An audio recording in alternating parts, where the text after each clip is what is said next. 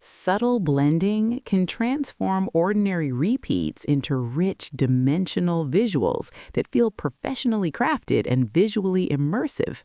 How to explore pattern blending effects. Open Adobe Photoshop and create a new square canvas around 1500 by 1500 pixels so your pattern has enough room to repeat accurately. Begin by drawing a simple motif using the shape or brush tool, placing it centrally and duplicating it evenly across the canvas with Smart Guides enabled.